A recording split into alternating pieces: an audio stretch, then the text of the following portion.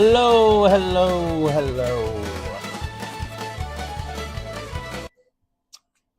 So today we're going to be doing some diamond art. I realized I just forgot something. I'll be right back.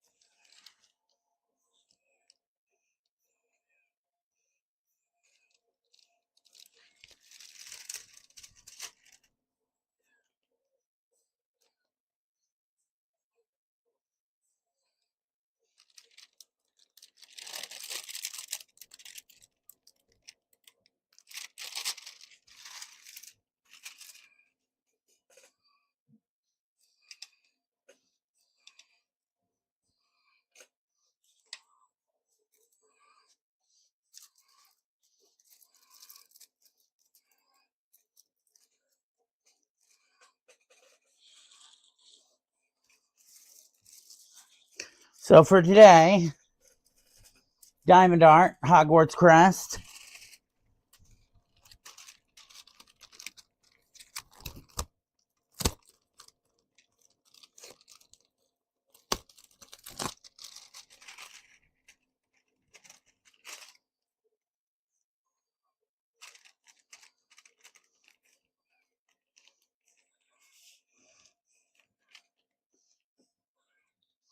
Oh, ooh.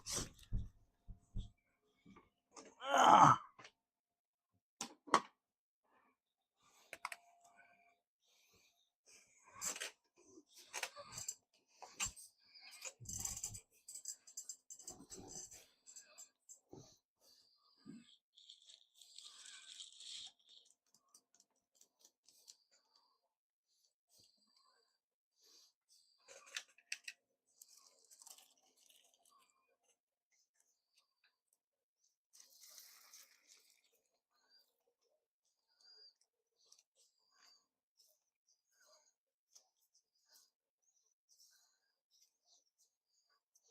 It's a color one.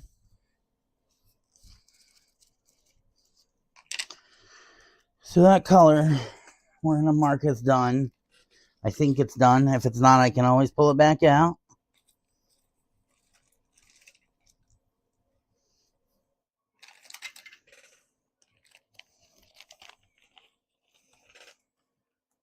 Now, 4 will be 4L.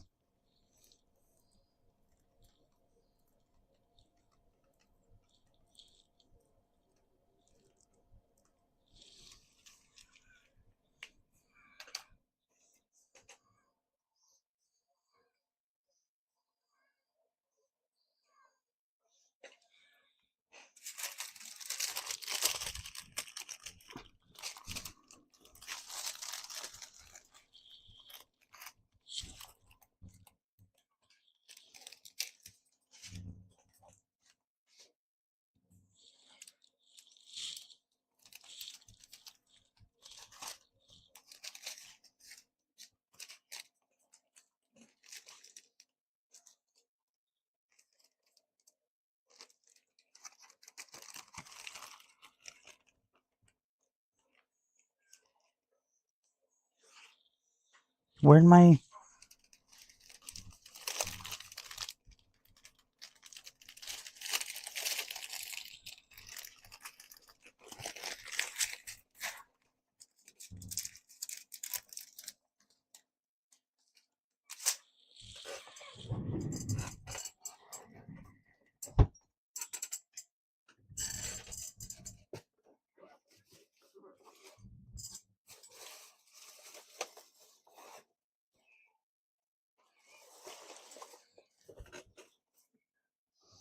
I'm gonna miss you, little lady.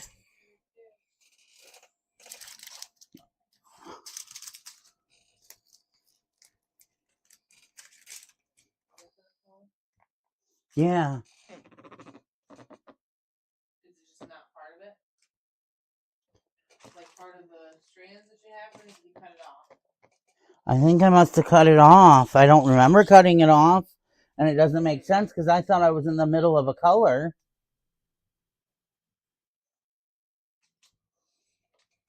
I'll have to keep an eye out, I guess. And move on to some other ones. It's around, it'll show up.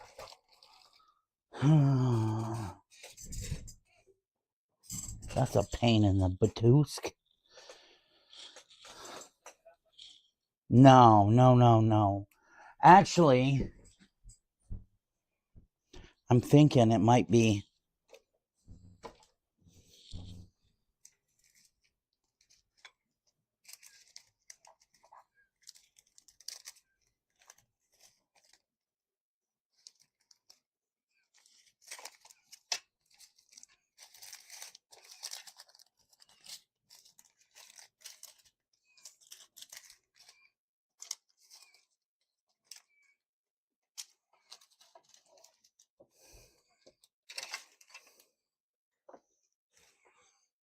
No, maybe not.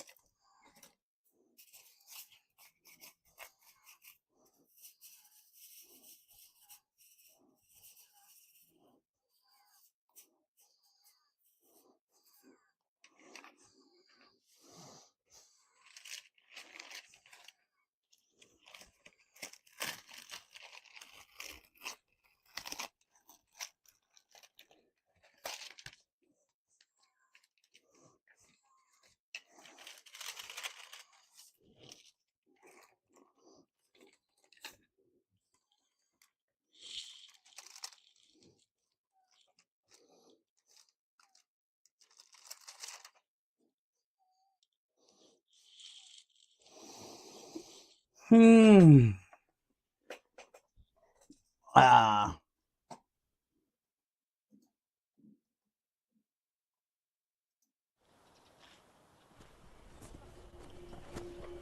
It has never been easy to be a Christian in China. But right now, this feels like a community besieged.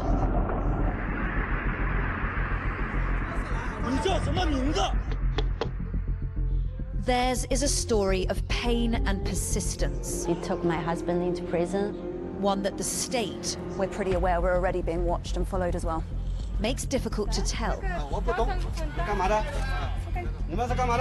We'll take you to various corners of this country, and for the first time to scenes of key church demolitions. We will ask what is happening to Christians in China. Okay, we're going. Drive.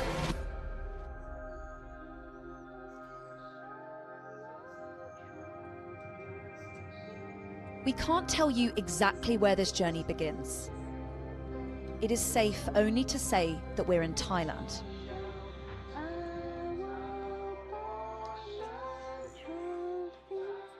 We've come to a secluded rental house, to a scene that China sees as subversive.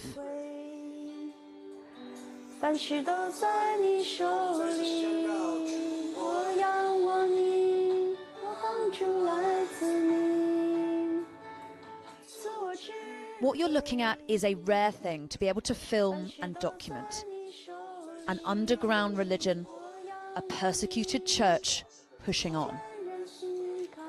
For many thousands of Chinese Christians, this is what Sunday service now looks like. There are like more than 1,500 people. But most of them, they won't turn on their cameras. Is it a risk for people to have their cameras on in this sort of situation? I think so. The ones who turn on their camera, mostly just the elder people, don't really care about that. Right. Cherry is a member of Zion Church. It's a Chinese Protestant movement, unsanctioned and unaccepted. It's been years since they were allowed to worship inside a church. Now even this is a target, and she knows they're being watched. Here, people are talking, "Oh, you're Satan, shut up." They were talking like, be faithful to Chairman Mao, faithful to CCP. But your belief is that these are being posted by people who are trying to intimidate you, not just harmless members of the public? Yeah. But anguish lurks just below the surface. She and her son are grappling with their new reality here. Mourning the home that they fled, the people they were forced to leave. It is a grief with nowhere to turn.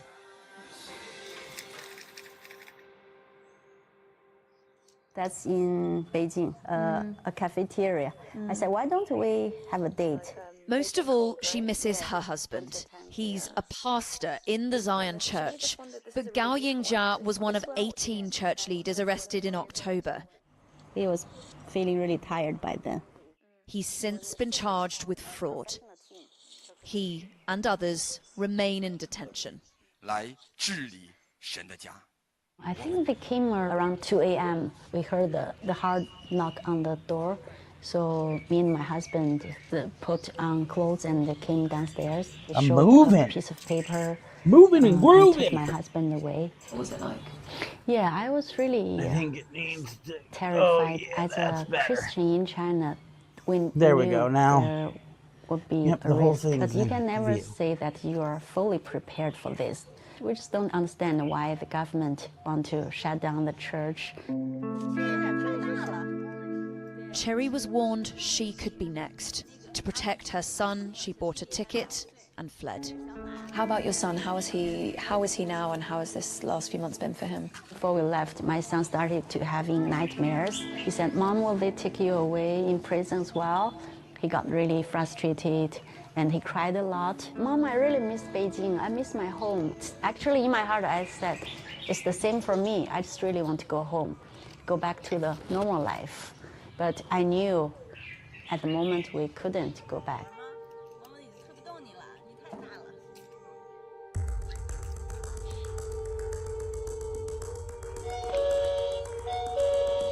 The arrests of Zion Church leaders were coordinated and countrywide, seemingly part of a much wider crackdown. Multiple other movements have been targeted too. Raids, arrests and detentions on a scale not seen here for years.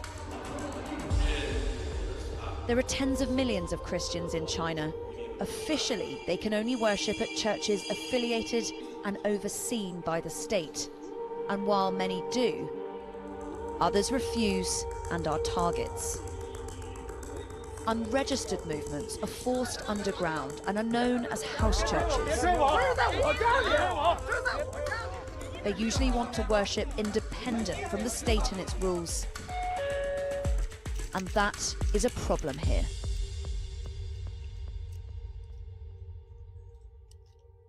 Glad we live in wanted America. to understand what this all means for China's Christians. Ain't perfect, and there's but no better place to do this than the province of Zhejiang and its southern city of Wenzhou.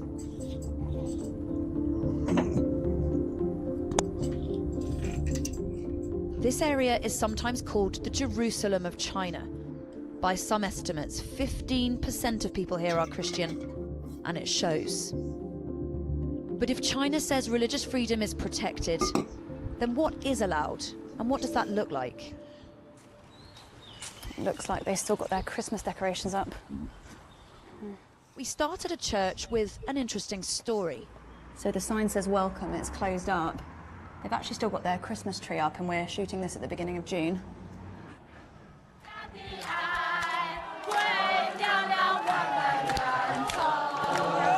"12 years ago, this place pushed back. There were huge protests here that fought the removal of its cross from the roof. It's a measure that's sometimes imposed. It was a fight they did not win.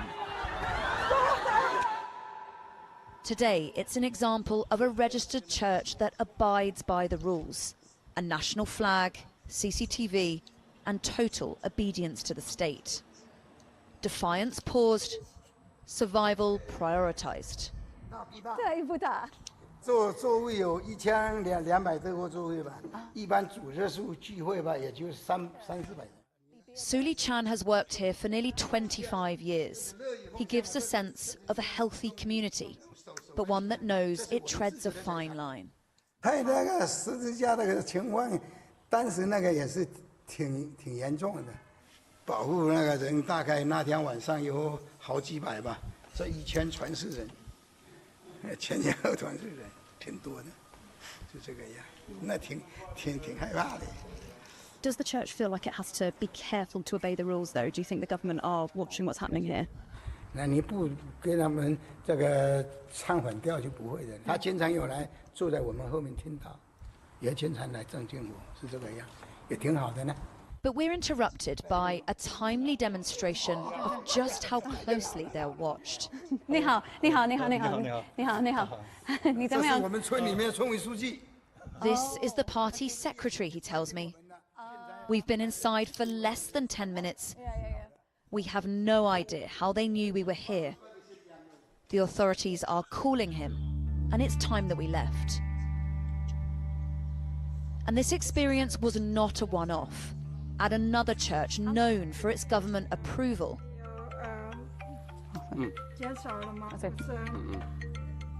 This time, the call takes just a matter of minutes.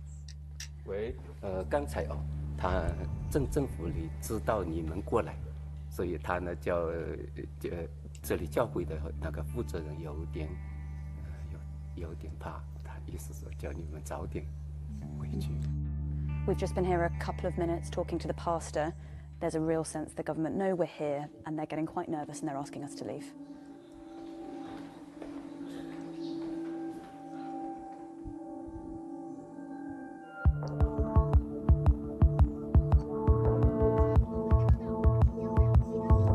We visited multiple sites in this area, asked about multiple churches. 那爷爷我不知道。 Was it very big when it was there? 我不懂。很大吗？啊，真的很大。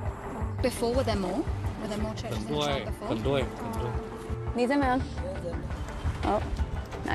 oh, Unease about us and our questions was the most common theme that we found. Around here, there are plenty Yeah. of places where crosses clearly once stood. Plenty trying so to that keep needs a to low go profile. out next.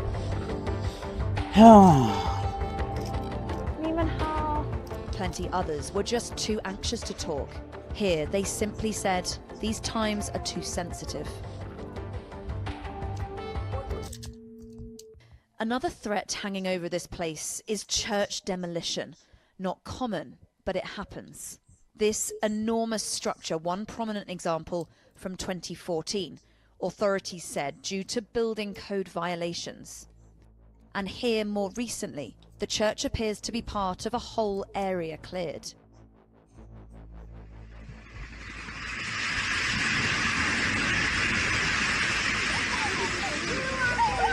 These videos show the moment the Nangang church was pulled down. Believers desperately trying to stop it.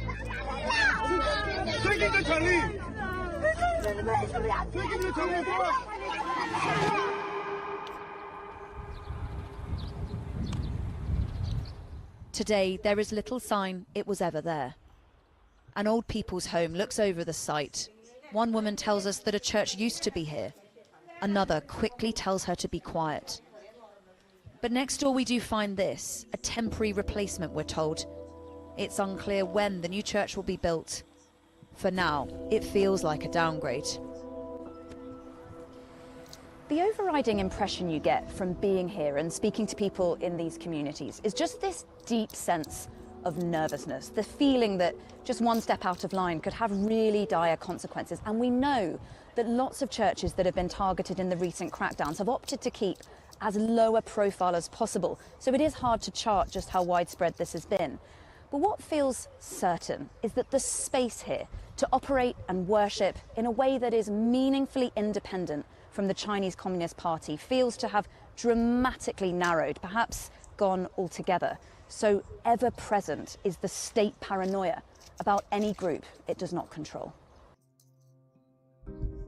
Xi Jinping has made no secret of his plans to make religion more Chinese. Sinicization is an explicit directive, and tightening regulation closes the gaps. In this recent edict on online religious activities, clergy should love the motherland and uphold the leadership of the Communist Party. Churches must only use platforms that are lawfully established, and they need a specific government license. And some say, most worryingly, they must not disseminate or inculcate religious ideas among minors. Bob Fu lives in America and runs an organization that charts the persecution of Chinese Christians. His assessment of this moment is dire. I think this is the worst moment since the end of Cultural Revolution. You know, the CCP, they call it the bamboo curtain. Communist Party members with a nuclear like weapon. Because a lot of Christians who were trying to sneak the gospel into the Iron Curtain felt it was the same way once the Iron Curtain structure, like as a political threat, and they're determined to eliminate it. It is quite the allegation, one that China vehemently rejects. What's your response to the accusation that China is making it increasingly difficult for independent Christian movements to practice their religion? 中国政府依法管理宗教事务，保护公民的宗教信仰自由和正常的宗教活动。我们坚决反对借所谓宗教问题干涉中国内政。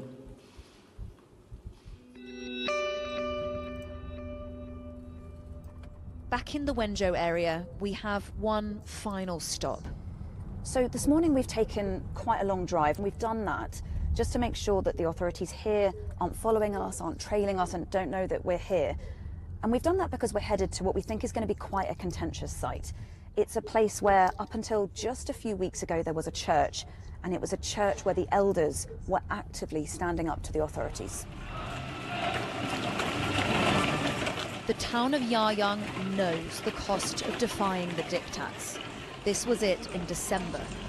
The church here reportedly rejected a Chinese flag on its premises. Soon after, its cross was forcibly removed, and wanted posters preceded the arrest of its elders.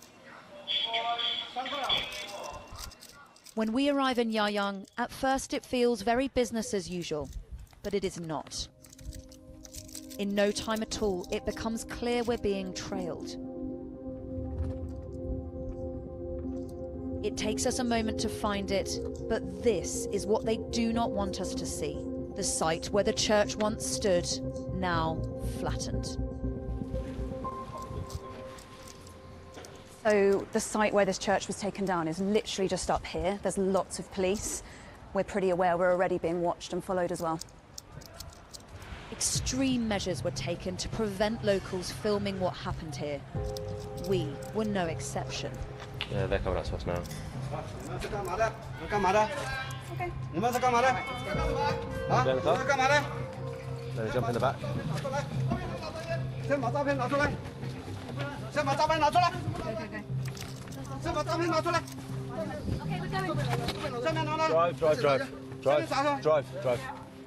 Drive. I think we should go, guys, if we can. Can we go? Authorities did not respond when we asked why they demolished the church. The response here says plenty.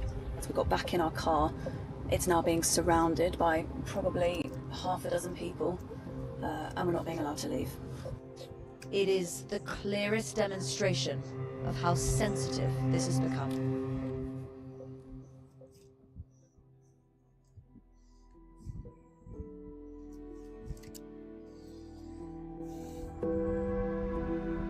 For this family, there is at least some safety abroad. But their ordeal is far from over. China insists that religion here is free. It's a claim that's hard to square with what we have found. While some are happy to worship alongside state wishes, it feels others are at something of a standstill, caught up in a paralysis of fear, control, and clampdown. The incredible might of this state that feels it must be almighty.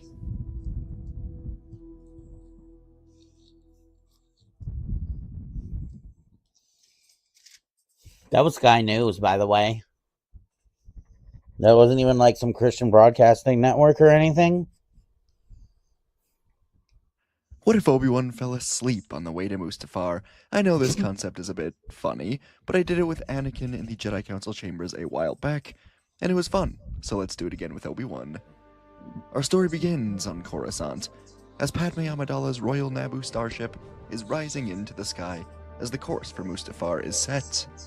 Padme thinks that it is just her and C-3PO on the ship, but as the ramp was about to close on the landing pad, Obi-Wan snuck aboard and hid inside of one of the storage closets in the ship.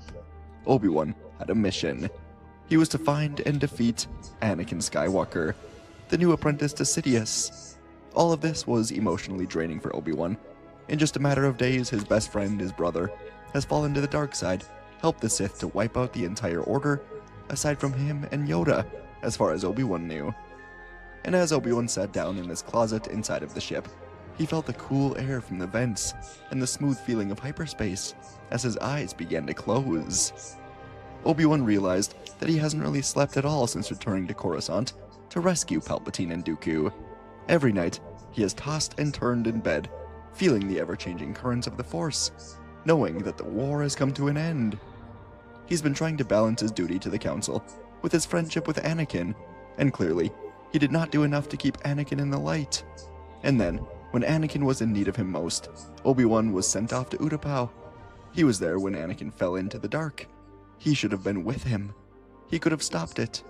Honestly, this moment alone as the ship flew through hyperspace was the first real moment that Obi-Wan had to reflect on everything that has happened, and to realize how exhausted he truly was.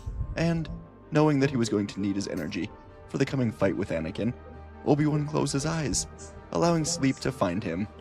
And as the ship flew through the blue waves of hyperspace, Obi-Wan fell into a deeper sleep than he ever would have thought. He was dreaming of the many years prior. He saw Geonosis, Dooku, Grievous, more clones and droids that he could count, and he saw every Jedi with their lightsaber ignited as they slowly blinked out, one by one. Obi-Wan dreamt for so long, remembering everything. His mind finally reflecting all on the war, and Obi-Wan was in such a deep sleep that he would not wake up when Padme's ship finally touched down on the Mustafar landing pad. Anakin ran from the Mustafar control center to her ship, embracing her in a hug, and the two of them would talk without any interruptions. Padme told Anakin to come back with her. In the background. Anakin told Padme to join him and rule the galaxy with him. Padme Don't would begin to you see that the have man a she one- loved was a Swiss gone. roll? Anakin would begin to I think understand there's one left that he's that I completely saved for lost you. himself. And after their I long think so. argument, without any interruptions from Obi-Wan, Anakin would see the truth from Padme's point of view. She was the only person in the entire galaxy who'd ever truly made Anakin happy. She was the only one who ever truly made him feel like a person, like he was capable of being loved, even with his flaws. Obi-Wan, Ahsoka, Palpatine, they all came close, but nothing like Padme. For so long, Padme was the only person who could truly keep Anakin out of the darkness, and even now, she was the only one capable of finding Anakin in the deep dark pit of his soul that had become Darth Vader. Padme reminded Anakin of the life he dreamt of as a kid, and even as a young Jedi. He always wanted a simple life with people that he loved. He never truly dreamt of ruling the galaxy. For what? For saving it for That you was or the for telling darkness you? talking. It was the manipulation of Sidious. So when Padme told Anakin that she would die before allowing this version of him to be with her and the children, something broke. Not something of darkness nor light, but something human. The walls inside of Anakin came crashing down, and even if it was only temporary, Padme could see the humanity and the soul of Anakin return to his eyes, as Vader was hidden away for now. Anakin suddenly remembered the Jedi Temple. He remembered the Masters, who died at his blade like they were holding a lightsaber for the first time. He remembered the knights guarding the gates who were slaughtered. But worst of all, Anakin remembered the younglings and the Padawans who tried to run away. This was one of the main reasons Anakin did not want to let go of the darkness. All of these memories made him sick. As he remembered the children, he thought of himself at that age, full of hope and wonder, looking up to the Jedi. So many of them looked up to him.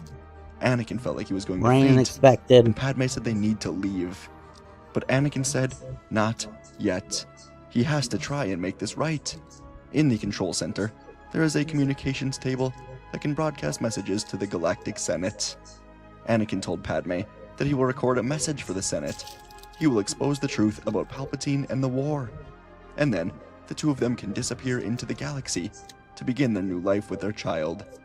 Padme smiled at Anakin, telling him this was an excellent idea. But deep down, she knew that her relationship with Anakin was likely over, but that would be discussed later. And so, as Anakin and Padme entered the Mustafar facility, Obi-Wan continued to sleep and dream. He saw himself as the leader of a new Jedi Order. But in this world, there was still a darkness hanging over everything. A darkness he was searching for in the dream, but unable to see. And in the facility, Anakin spoke into the communications table. He recorded a message that would be transmitted to the entire Galactic Senate. He told the Senate that Palpatine was behind the entire war. He helped put chips in the clones' brains, forcing them to kill the Jedi without question. He told the Senate that the Jedi were not traitors. He and Palpatine were the treasonous ones. Palpatine and Dooku worked together this entire time. Anakin laid out everything in a message that took around 15 minutes. And once it was done, Anakin and Padme sat together, pulling up a map of Outer Rim planets as Anakin scoured for a world that would be safe for him and Padme. As Padme still couldn't bring herself to tell Anakin that she was not going with him. This went on for a long time, and eventually, a new ship would land on the Mustafar landing pad. The hooded figure moved down the ramp of his shuttle, with a scowl on his face. The feeling in the Force was unmistakable. Padme has found a way to turn Anakin away from the dark side. And Sidious decided that Anakin was way too unstable to be the heir to all of his power. He served his purpose. He would discard of the unstable Skywalker, train his child instead.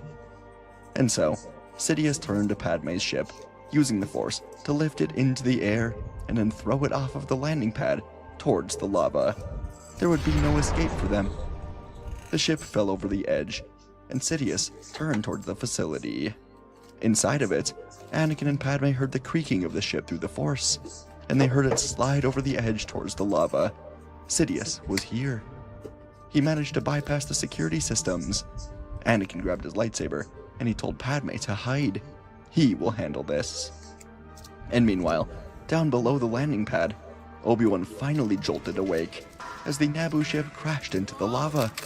Obi-Wan crashed through the closet door, and he found the ship was pointing upwards, with the back half of it sinking into the lava first.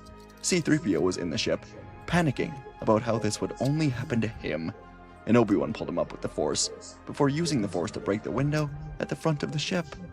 Luckily, R2-D2 flew down on his jets, and Obi-Wan used the Force to place 3PO on R2, as R2 squealed with excitement at seeing Kenobi. As the droids escaped, the ship jerked My phone is violently, yelling and then it split timber. in half. The front of the ship smashed into the lava. Bits of it sprayed up at Obi-Wan through the window, as he was forced to dive back into the ship. Suddenly, the entire thing was sinking, and Obi-Wan began cutting a hole in the ceiling, as the lava was about to emerge into the floor of the ship. He simply could not believe the situation he was in. And up in the Mustafar facility, Anakin was in a saber lock with Darth Sidious as the red and blue blades collided. At first, Anakin tried to pretend he was still loyal to Sidious, but it was foolish to deceive the Sith Lord. The duel began quickly. Sidious smiled as he broke away from the saber lock and blasted lightning into Anakin's chest as he crashed hard into the control panel. More lightning was fired, and Anakin slipped away, backing out of the side door, luring Palpatine away from Padme as she hid. The two of them moved out onto a long bridge. Sidious told Skywalker he was always foolish. He did not deserve the power gifted to him by the Force. Instead, the children will serve the dark side. Anakin angrily swung forward, and after a few more clashes, Sidious kicked Anakin off of the bridge towards a lava bank below. Anakin landed on the hot sand, rolling down to the lava, stopping himself just in time, getting to his feet as Sidious floated down, claiming the high ground as Anakin's boots were slipping in the hot coals. But in the facility, Padme got out of the hidden side room, where Wat Tambor was dead on the floor, and she looked out to the main doors as they opened. Much to her surprise, Obi-Wan Kenobi emerged into the facility after seeing the Emperor's shuttle. Padme Well, ignored her hello anger there. as she realized how Obi-Wan got here, and she pointed to where Anakin and Sidious had gone. Padme couldn't even think of what would happen had Obi-Wan emerged while she was trying to talk down Obi-Wan.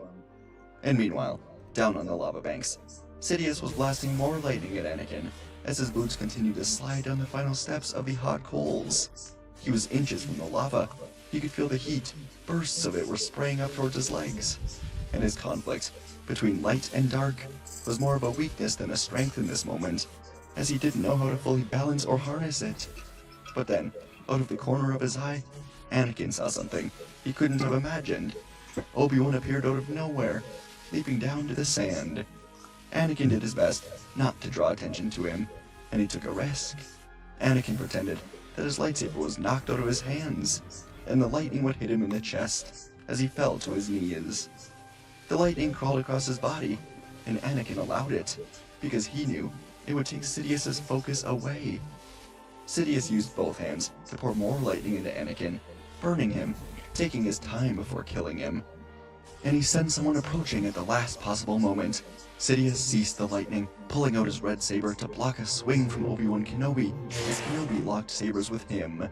But Obi-Wan used the Force, lifting Anakin's fallen blade, pulling it into his open hand, and slicing across Sidious's waist.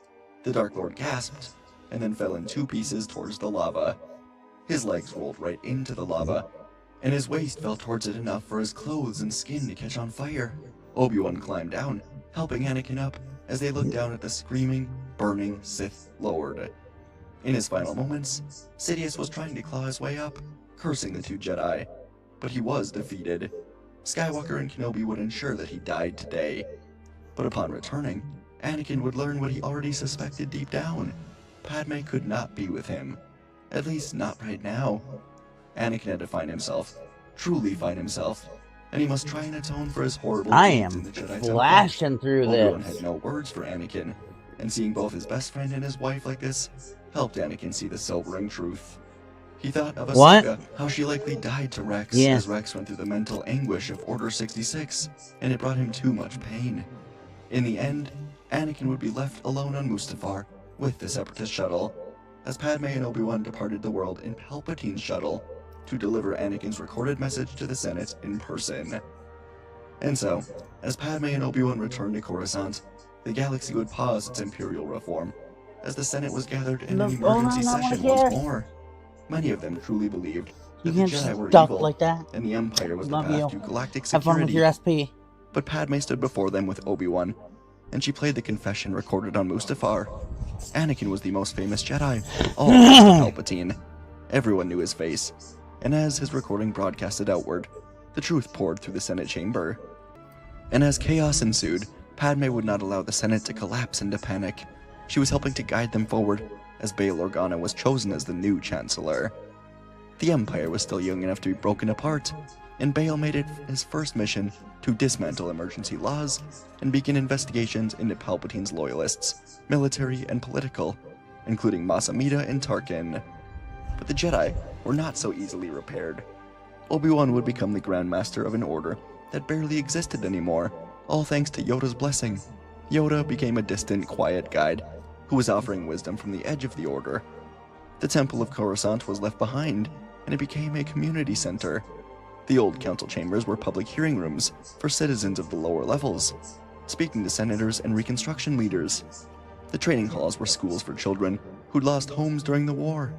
The archives became the largest public library on Coruscant, and the gardens were restored for everyone to see. And Kenobi's order would rebuild on Tython, where the first Jedi had once resided before the order became so tangled with the Republic. The new temple was the former temple, restored as the dozens of Jedi worked together. More and more survivors would find their way here, and under Grand Master Kenobi, the Jedi taught honesty, discipline, compassion, responsibility. They trained children to understand fear instead of pretending they should not feel it. They taught that love could become selfish, but that hiding love could be just as dangerous. Obi-Wan carried the fall of the old order into every decision he made, and because of it, the new order was far less certain that being Jedi made them right about everything. Padme remained in the Senate, helping Bail repair the Republic world by world, balancing her life in politics with her new life as a mother. Luke and Leia grew up knowing their mother, even as the work of restoring democracy pulled her across the galaxy. And in this new order, Leia trained mostly under Obi-Wan, and from the beginning, Obi-Wan saw her sharpness. Luke trained mostly under Ahsoka, who had returned to the Order. Luke was gentler than Leia, but there was a fire in him. Ahsoka saw that brightness, and she feared it as much as she loved it, while Obi-Wan felt the same thing with Leia. They were both so like their father, but they knew, without Sidious, without the Sith, that both the twins could turn out right. And as the twins were trained and raised, Padme, Obi-Wan, and Ahsoka always thought of Anakin, wondering where he could be if he was still alive. And as for the clone troopers, Padme and Bail made sure every clone was given citizenship and the right to decide their own future. And so, after 10 years of slow rebuilding for the galaxy, a great moment in time would come for the Jedi. Obi-Wan decided the twins were ready for one of the oldest steps of the Jedi path. They would travel to Ilum to find the Kyber crystals that become the hearts of their sabers. So Obi-Wan departed Tython with Luke and Leia, while Ahsoka remained behind to guide the temple in his absence. And as their ship vanished into hyperspace, they were expected to return by nightfall. But then nightfall came, and they did not return. And then another full day went by, and then another. Ahsoka tried contacting their ship, but got no response. It was almost as if Kenobi and the twins just disappeared. Rescue teams were sent to Ilum, and there was no sign of them. The forest felt a bit dark, but nothing too weird or crazy. More days went by, and then a week, then 2.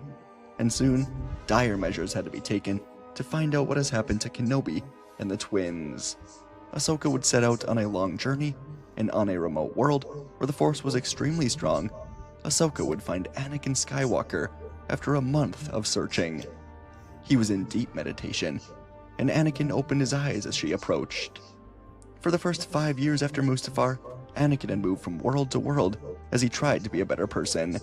He fought pirates, hunted down slavers in the Outer Rim, dismantled criminal camps, saved villages, and always vanished before anyone knew it was him. But none of it made him feel better. Every life he saved reminded him of the lives he'd taken. Every child he protected brought him back to the temple. Sleep rarely came, and when it did, he saw the same nightmares of his past. Eventually, Anakin knew he needed to do something different. So after 5 years of drifting through the galaxy, he vanished even deeper. taking the Barash Vow, an ancient Jedi form of penance, a complete withdrawal from the affairs of the galaxy. A Jedi under the Barash Vow stepped away from everything and gave themselves fully to the Force. For Anakin, this meant meditating on a forgotten world, and these last 5 years blended together. Some days, he felt close to peace. Other days, he felt like he hadn't changed at all. But slowly, he was finding the best version of himself.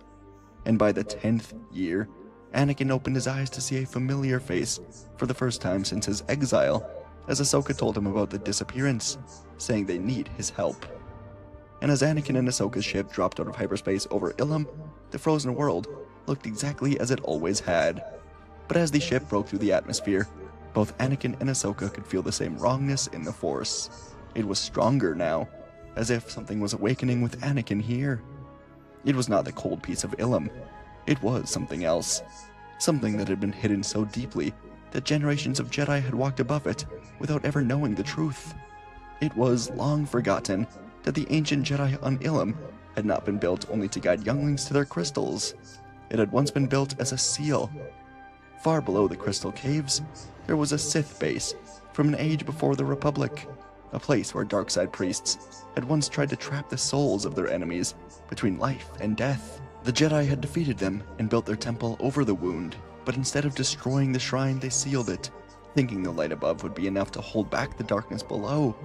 But after Order 66, the death of Sidious, the twisting and turning of the Chosen One, the birth of 2 more Skywalker twins, the Force was being ripped apart, torn in many different directions, and the seal began to crack. It called to one powerful survivor, Baylan Skoll, one of the few Jedi survivors who did not run from the darkness after the fall of the Order. And when Baylan learned that Obi-Wan had rebuilt the Jedi and was training 2 more Skywalkers, something inside of Baylan broke. To Baylan, Kenobi was not a hero. He trained the man who helped destroy the Jedi, helped destroy his life. And Luke and Leia were the continuation of a bloodline that had already shattered the galaxy once. So Baylan came to Ilum many years ago, taking control of this emerging Sith shrine, waiting for the inevitable arrival of the Skywalkers.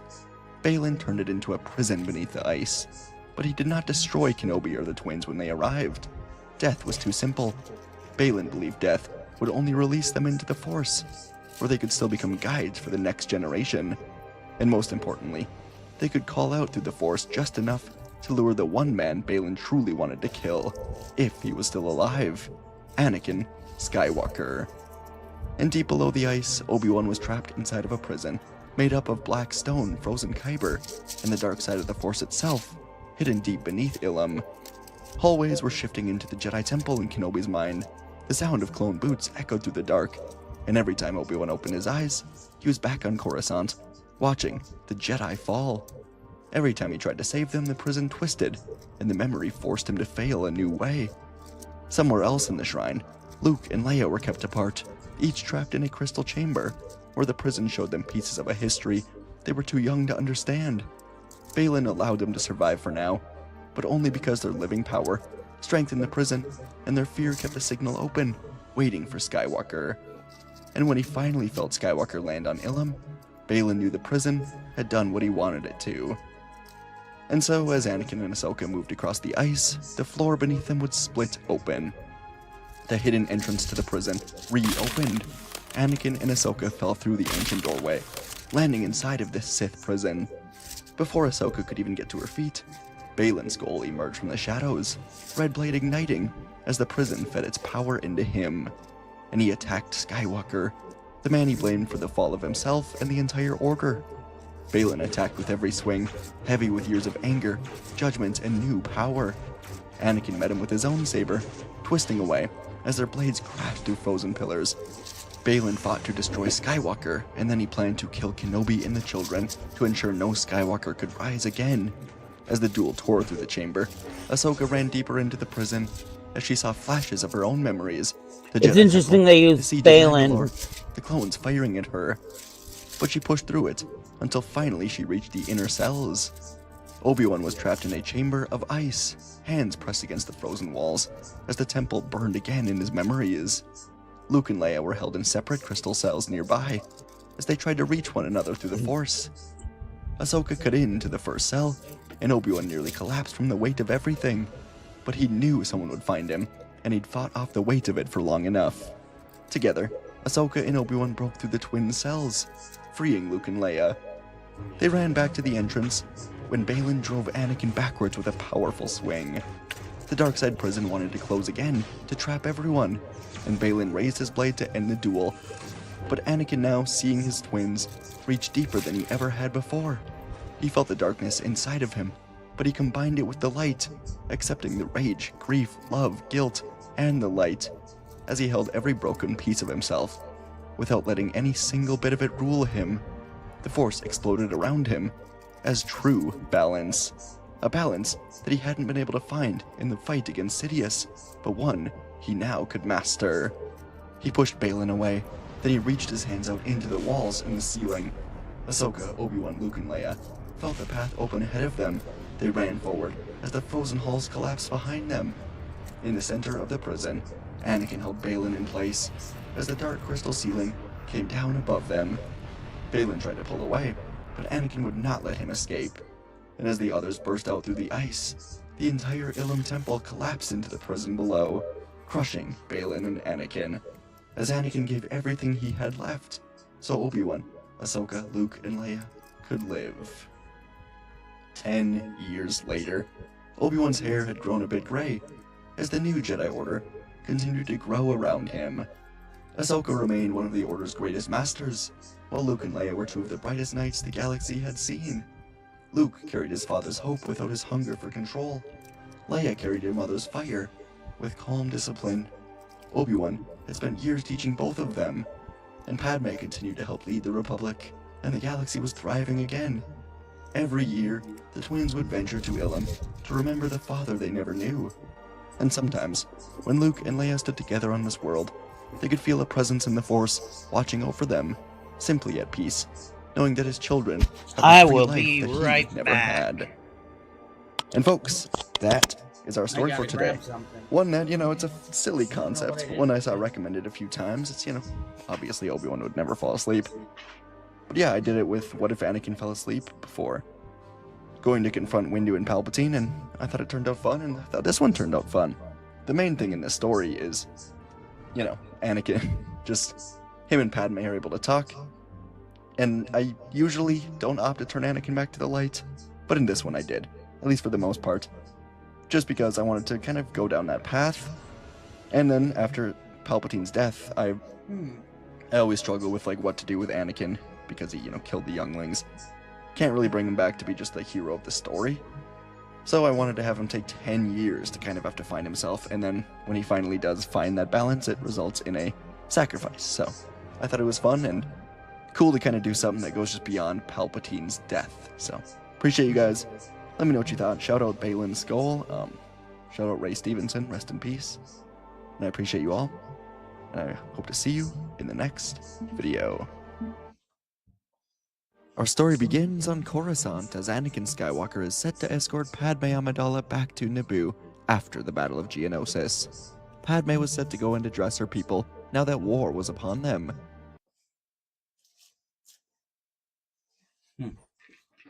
Okay.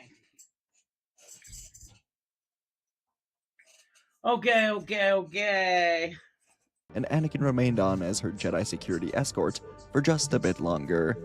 It felt like this was the first moment either of them have had to truly breathe, since the two of them left Naboo together to go and save Anakin's mother. Of course, that personal mission to Tatooine was unsuccessful. By the time the two of them arrived, Shmi was on the edge of death, and when Anakin saw her, she allowed herself to let go, dying in his arms.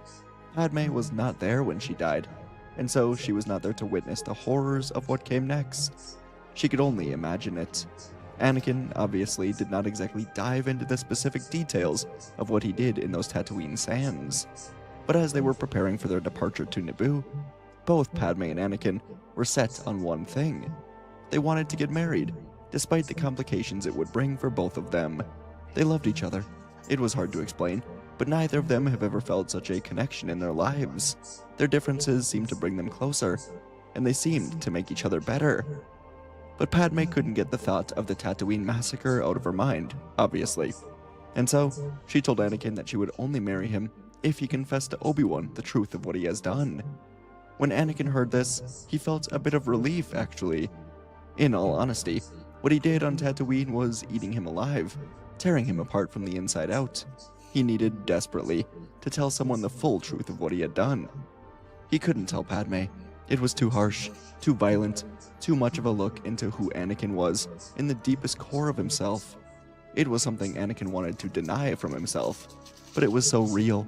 The darkness, the rage, and Anakin remembered the moment that all of it happened. Tuskens were rushing out of every hut, but most of them died before they even made it out of their doorways. Anakin tore apart their homes, one after another with the Force, killing them before they could even realize what he was in front of them. He remembered a group throwing spears at him. He crushed the spears with the Force, threw the shards of wood at them, then threw the group 30 meters in the air with ease. Within the first minute of his slaughter, the Tuskens no longer even tried to fight him. They tried running away, but Anakin didn't let them. He pulled down a huge boulder from the nearby cliffside, crushing an entire group. But what scared Anakin the most was the fact that in the moment, he did not feel empty like he does now.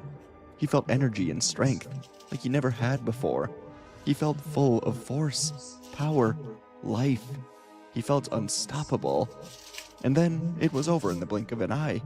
He stood among dozens and dozens of fallen Tuskens, and he returned to the Lars homestead with the body of his mother. The worst part of it all was how he felt after letting the darkness fall away. The guilt, agony, regret, disgust, and emptiness, because everything he did to those Tuskens went against everything he was taught by Qui-Gon, Yoda, and Obi-Wan. And of course, his mother would have hated it, despite everything that was done to her. The only person that has ever encouraged Anakin to accept these feelings and to act on them was Chancellor Palpatine. So, for a while, Anakin had planned to tell Palpatine about it instead of Obi-Wan. Palpatine would understand. He would make Anakin feel like everything was alright. But Padme was right. Anakin had to tell the Jedi. He had to tell Obi-Wan specifically. And so, he did. Just before leaving to escort Padme to Naboo, Anakin told Obi-Wan everything he just thought about. He didn't leave out a single detail. There was no point, as Obi-Wan would have known he was lying. And after all, if the Jedi expel him from the Order, then he'll get to live with his wife. Anakin confided every thought that he had, every feeling during the massacre, every action he took, and he even expressed his frustrations and angers with Obi-Wan about him not allowing Anakin to go to Tatooine sooner. And when it was over, Anakin felt like a weight had been lifted off of his shoulders as he told Obi-Wan he had to go. Padme was waiting. Obi-Wan was left alone in a stunned silence, as the weight on Anakin's shoulders had just been placed onto his own. But he watched his Padawan go, feeling like he has failed both Anakin and Qui-Gon. The next few days were quite the opposite for both Skywalker and Kenobi. On Naboo, Anakin was allowed to stay on the world for a few days, recovering from his injuries on Geonosis, most notably the new hand, of course. And Anakin would meditate in the fields and practice his lightsaber training with his new hand. He felt like he was at peace, even while fighting with his new hand to act as his brain wanted it to. But overall, he just got married. He was in love. Things were alright. But on Coruscant, Obi-Wan was agonizing over everything that Anakin had told him. For all of his time training Anakin, there was a pit deep inside of him that remembered what Yoda and the Council had said. Anakin was too old to be trained. They said that his attachment to his mother could lead him into darkness. For so long, Obi-Wan thought he was doing the right thing by keeping Anakin and Shmi separated. But in the end, she died in Anakin's arms because Obi-Wan didn't let him go to her. And Anakin unleashed that darkness that the Council had warned him about. Obi-Wan had failed, and he feared for the future. After a few days, Anakin would be called back home, as he was set to be knighted in a ceremony with other Padawans that were about to be sent out into the war. Obi-Wan considered holding back Anakin's ascension to knighthood, but he did not get in the way of it in the end. He felt there was nothing more he could teach Anakin, or nothing more that Anakin would listen to. And as Anakin arrived at the Jedi Temple training ground, he saw his fellow Padawans, Olana Chion, Kirsten Witt, and Cyrus Okent. Their masters were here, watching in the crowd among the Jedi Council masters, and even some senators and representatives from the Republic. It was a rather large crowd. But as Anakin scanned the crowd, he couldn't find Obi-Wan anywhere, and a great feeling of disappointment and sadness entered Anakin's mind as he realized Obi-Wan truly was not here to watch him become a knight. And suddenly, the moment Anakin has waited so long for felt pointless without Obi-Wan. And during this ceremony across the galaxy, Obi-Wan was on Tatooine. He introduced himself to Klieg, Owen, and Beru Lars, explaining that he was Anakin's Jedi Master, and he wanted to take some time to come and pay his respects to Shmi Skywalker at her grave. Obi-Wan knelt in front of the gravestone, apologizing to Shmi for what has happened to her. Obi-Wan talked out loud, saying that Anakin's knighting ceremony is going on right now, but he couldn't bring himself to be there without coming here first.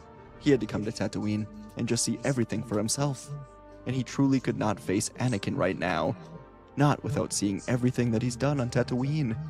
For over an hour, Obi-Wan sat in front of the grave, letting his thoughts and emotions spill out to Shmi. He regretted not having her be a part of Anakin's life. He knew Qui-Gon would have done things differently. He missed his old master more than ever. And before long, Obi-Wan took a speeder into the Junlin Wastes, trying to trace Anakin's steps and find the Tusken camp that Anakin has massacred. It was not easy, but with the help of some local Jawas, Obi-Wan made it there when the twin suns were setting. And it was worse than Obi-Wan imagined. After shooing away around a dozen Anubas and Womp Rats, Obi-Wan walked through the camp, stepping over around 40 bodies of all ages. And although Obi-Wan was not a practitioner of psychometry, he could still feel the echoes of the dark side of the Force in this camp. He could almost see Anakin swinging with the rage that resided inside of him as the Tuskens tried to flee. It was strange. Obviously, the Tuskens are beings who were torturing Shmi simply for living on the land that they deemed to be their own. They hated moisture farmers, and it was all ritualistic things that Obi-Wan could never understand, but they did not deserve the fate delivered to them by Anakin. And soon, Obi-Wan found the hut where it all started. He found the wooden rack that Shmi must have been held up on, caked with blood. And Obi-Wan knelt down in this hut, diving deep into meditation, seeking answers on how to ensure Anakin does not continue down this dark path. And as Obi-Wan meditated on the massacre, there was something deep in the Force that was somehow both familiar yet also unrecognizable. Something or someone that Obi-Wan has not felt in years. Qui-Gon. And Obi-Wan heard the echo of Qui-Gon in the Force. The moment Anakin began his massacre, In early June 2026, Bitcoin plummeted below $60,000. People panicked and sold up. It seemed like the crypto dream was dead. But while retail investors were losing their life savings, Wall Street was executing the largest wealth transfer of the decade. Because this wasn't a crash, it was a robbery. A deliberate move designed to flush out over $1.8 billion in leverage. Friday, June 5th was one of the most dramatic days the crypto markets had seen in years. It happened so fast that most traders barely knew what was going on. Bitcoin, the premier cryptocurrency, which had been trading above 80,000 only a few weeks prior, experienced a sudden, colossal collapse. Millions of cell phones vibrated simultaneously across the world as the news came in. BTC's value was taking a nosedive. It even dipped below the $60,000 mark to reach a $59,100 intraday low at one stage. It managed a minor recovery, hitting $61,000 the next morning. But it was chaos, a market failure, at least to the untrained eye. It seemed like the definitive piece of proof that critics of the crypto world had been waiting for, a clear sign that Bitcoin and crypto in general can't be considered a safe and secure store of value. But here's the truth. This wasn't a failure or uncontrollable crash. It was a controlled burn. A burn that was perfectly executed, mathematically precise, and absolutely necessary for the market to not just recover, right now I'm but to working on reach this whole new diamond heights. art. It was the financial When I equivalent get of setting the fire money to a diseased around, I'm gonna forest start so doing that healthier candles roots can take hold. and, Because while most people were focused on the price soaps charts, they that I were wanna only sell. seeing the smoke. The real fire was happening behind the scenes. Approximately $1.8 But for now, to this is what I had $2.5 in the billion house to worth use, of so toxic leverage this is what I've was been working utterly on for the past, like, incinerated. 4 days. Here's why that matters. Leverage is like a plague on the financial system. It's borrowed funds. It's retail traders effectively betting with money that isn't theirs. That in turn forces the system into shaky ground. The more the leverage builds up, the more unstable the situation becomes. Eventually, it reaches a point where the market can no longer move, grow, or progress until that leverage is wiped out. In other words, for Bitcoin to take the next step in its evolution, for this crypto rocket to surge, the leverage had to be jettisoned. But that money can't just vanish, it has to go somewhere. While terrified users were frantically smashing the sell button as they feared the worst, the entities buying up their assets weren't amateurs or casual investors, they were pros. Wall Street investors who took advantage of the fire sale, snapping up assets at a massively discounted rate. They were confident that they would double or even triple their money on the other side. The retail market provided exactly what the big dogs of the investment world had been waiting for: exit liquidity. Everyday investors became fuel for the machine. They thought that they were fleeing a sinking ship. In reality, they were handing over their hard-earned portfolios to giant investment firms. But this crash didn't start in the crypto markets. It started in Silicon Valley. Money is the oxygen of the market. When it flows in, assets grow stronger and more valuable. When it leaves, they become weaker. And in the weeks and months building up to June 2026, one sector in particular was sucking up almost all the oxygen available. That sector was artificial intelligence. In just a few years, AI has infiltrated almost every aspect of modern life. It's become one of the most powerful technological forces on the planet. And where there's power, there's value. Investors didn't want to miss out on making the most of that value. They had to get in on the ground floor of the biggest and best AI companies, as well as emerging up-and-comers, to maximize their long-term gains. 2026 has seen numerous big AI brands making their entry into the markets, with a swath of highly anticipated initial public offerings, or IPOs, arriving on the scene. These are the companies of the future, the masters of machine learning, the creators of the next generation AI models. Do you get a discount on Amazon stuff? The valuations for some of these companies were almost unprecedented. An unstoppable wave of hype built up and only got bigger as IPO after IPO hit the stock market. Now the global financial ecosystem responded instantly. That's a lot better. Hedge funds and venture capital firms suddenly found themselves in a race against the clock. Some of the biggest tech listings in years were about to hit the market, and everyone wanted a piece of them. But they needed cash fast. You might think that they would start unloading stocks or selling off parts of their real estate portfolios. They didn't. Instead, many turned to the fastest source of liquidity they had available: cryptocurrencies. Slowly but surely, they began draining liquidity out of the crypto markets to pour into AI IPOs. It happened in the background, and bit by bit, the depth of Bitcoin order books began to thin out. The total volume of cash in the world's leading cryptocurrency slowly but surely evaporated. On the surface, the market seemed to be performing as normal. Deep down, however, its foundations were being ripped out. A system with high liquidity can cope with a crisis, but with liquidity drained, the crypto market was a dry forest just waiting for a match to set it all. Hello. Our story begins with a Dark Lord of the Sith, so powerful and so wise that he hadn't yet tried to influence the midichlorians. No, right now, this is what I do. I've tried applying for a few jobs, but haven't gotten any callbacks. The wife's working like 60 hours a week doing caretaker stuff. This year I had been homeschooling the kid, but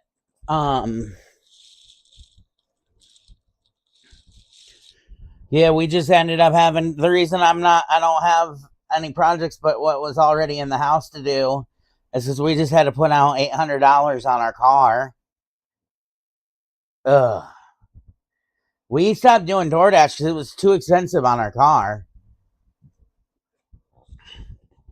Now we have a cheaper car, but the whole driver's side, CV axle, and a bunch of other stuff went down on it. We're borrowing Dad's car right now. Nicole's using it. She just left for work a little bit ago.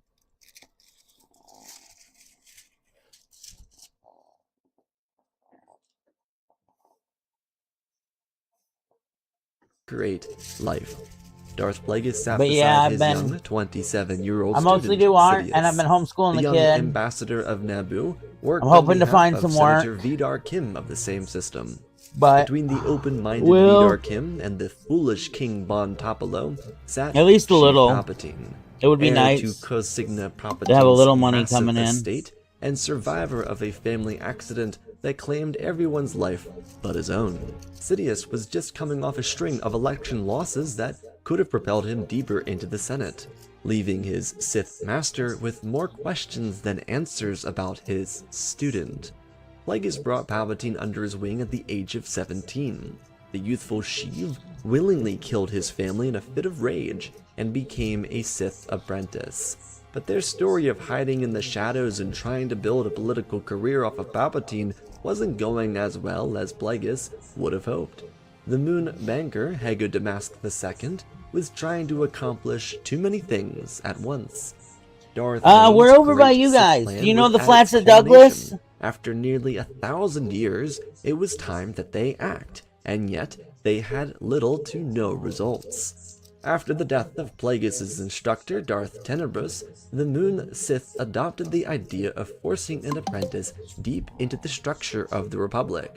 Palpatine was a very intelligent young man, Thanks. someone who should have had Behind as me, much success inside the halls I think you can of the see it, Senate the painting that I as have up someone for like sale. Vidar, but he Red couldn't Panda get painting. past King Topolo, who resented I have him, it up in the and background in popular case senator anybody of his sees home it. world also didn't give him any easier chance at the spot. Then I He didn't have all stop my Palpatine coasters that I trying, made. but the lack of success, both in the field of force manipulation, Yeah, that we're being like right midichlorians, off of and Douglas political and development, brought we're on Plagueis Kendall. back to his hidden Kendall and lair on Douglas, like Sojourn. basically me. It was a fortification he used for all of his great business dealings, whether they be with syndicate leaders like Gardula the Hutt, businessmen like Marsh Hill of the banking clans, or even the unlikely senator from time to time.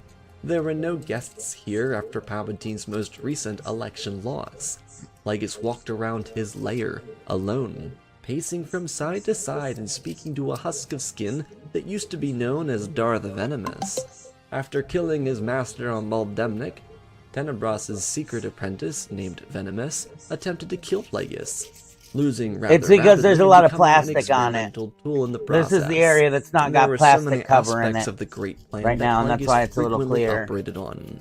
No, Not only was about he to the take leader off of a major banking company the big like Damask plastic Holdings, and but a very it's a influential man Hogwarts within Crest. the core, and a Sith scientist like his own master. Tenebrous, as most of his species, the Bith, was scientifically inclined. It was, after all, the strength of Tenebrous and his master that revealed the dark side of the Force to the Jedi. No one knew where it came from, but it was still an incredible feat by two Sith. Tenebrous' obsession with the powers of alchemy led Plagueis to becoming equally as interested in it. He had yet to accomplish any major breakthroughs, though. The Sith Lord of the modern era wanted to master manipulate the Force, bend I it to have his will, and become the eternal. color I'm working It was on, the legend of Darth Vitiate that and then this inspired him. whole But alas, the ream of secrets colors, immortality were lost with the Sith, and then who another used 4. such powers to retain immortality, and then decided to become a Jedi. A waste of such a gift, Plagueis frequently thought. But the truth is, without any major developments in his scientific We've had work this. and no real growth The from his wife got apprentice into inside doing the these government, diamond arts Plagueis a was while starting to ago. worry. We've had this And one for frequently did it probably bog him well down, since we were on especially Laybourne, inside so the going back a sanctuary of his while, Sojourn and she just labs. hasn't done But this it one was and a now couple others. inescapable. What if he had And killed Tenebrous when too early? we Or decided what if he had chosen the wrong we student? have the Sidious money was a for the wonderfully candle stuff or intelligent the young man, soap but stuff he had because a it's like fire burning in $100 his for the chest. soap stuff, He wanted to be the ultimate power in the galaxy. and then He may like have not said so verbally, 70 but every for so the candle often, stuff. Plagueis had this inescapable But those are fear like of the his next student, things I of want to who get he could into because become. those But then again, I can Sidious was sell. always so loyal, and They'll be easier to unwilling sell than the show stuff I'm resentment doing toward right his now. taste for his teacher. Anyways, Plagueis stopped himself in the because middle they're of the room. functional. His eyes carried him from small But housed yeah. creatures in his lab back up to I haven't. Venomous.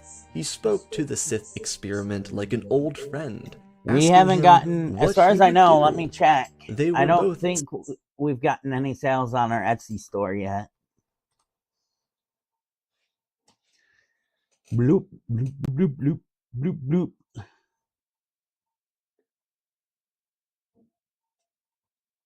Nope.